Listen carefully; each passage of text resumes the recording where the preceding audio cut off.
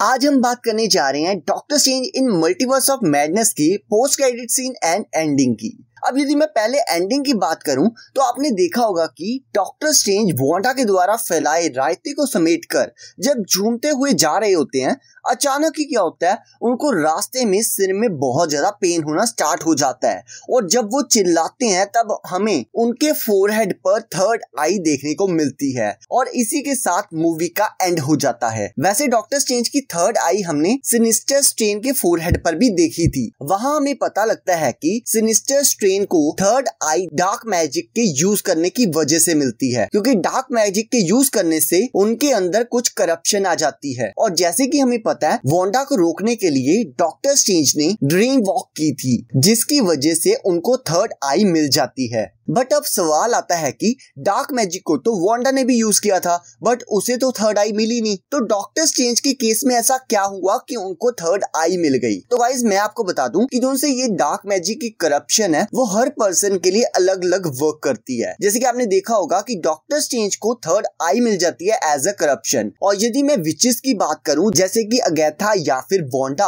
आपने देखा होगा कि जब भी वो डार्क मैजिक को यूज करती हैं तो उनकी फिंगर टिप्स ब्लैक हो जाती हैं। तो इससे हमें क्लियर होता है कि डार्क मैजिक का असर हर पर्सन पर अलग टाइप से होता है। ये विचेस के ऊपर अलग तरीके से वर्क करता है और बाकियों पर अलग तरीके से वर्क करता है। अब यदि मैं बात करूं थर्ड आई की तो मैं आपको बता दूं कि जो सी डॉक्टर स्ट्रेंज की थर्ड आई है, ये पहली बार नहीं है कि डॉक्टर स्ट्रेंज को थर्ड आई मिली हो। पहले भी कॉमिक्स में डॉक्टर स्ट्रेंज को थर्ड आई मिल चुकी है, बट उसका रीजन ब्लैक मैजिक नहीं था बल्कि आई ऑफ एगामोटा के कारण मिलती है। हाँ भाई, ये अकेले टाइम स्टोन्स को रखने के लिए नहीं थी, बल्कि इससे डॉक्टर स्ट्रेंज किसी की भी सोल में देख सकते थे, जिससे कोई भी उनसे झूठ नहीं बोल पाता। और गाइज मैं आपको एक और चीज क्लियर कर दूं, यहाँ पर जो थर्ड आई है वो किस तरह की कोई करप्शन नहीं है, क्योंकि जैसे कि आपको याद होगा कि वांडा ने सभी यूनिवर्स की डार्क होल्ड को डिस्ट्रॉय कर दिया था। मतलब ये थर्ड आई करप्शन नहीं है, फीचर है, जिसके बारे में हमें आने वाली एमसीयू मूवीज में देखने को मिल सकता है। अब यदि मैं बात करूं पोस्ट क्रेडिट सीन की, जहां हम डॉक्टर स्ट्रेंज को टहलते हुए देख रहे होते हैं, बट सडनली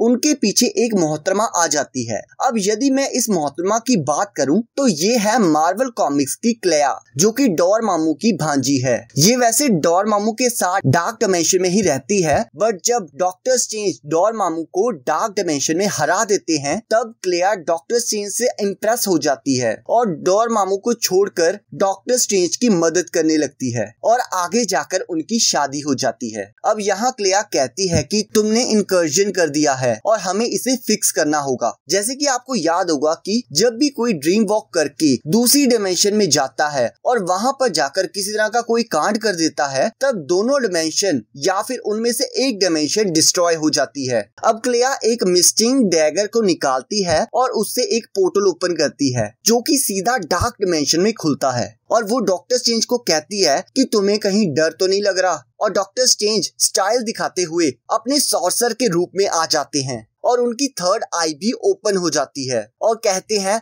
बिल्कुल नहीं, और वो दोनों डार्क डायमेंशन में चले जाते हैं। अब इनकर्जन के इवेंट के बाद अब हमें सीक्रेट वॉर का इवेंट देखने को मिल सकता है, क्योंकि वो एक दूसरे के साथ कनेक्टेड हैं और हो सकता है कि हमें आने वाली मूवी में इसके बारे में पता चले। चलो गाइज, अब यदि वीडियो अच्छी लगी है तो जल्दी से वीडियो को लाइक कर दो, चैनल को सब्सक्राइब कर दो। मिलते हैं किसी और वीडियो में। Till then good bye.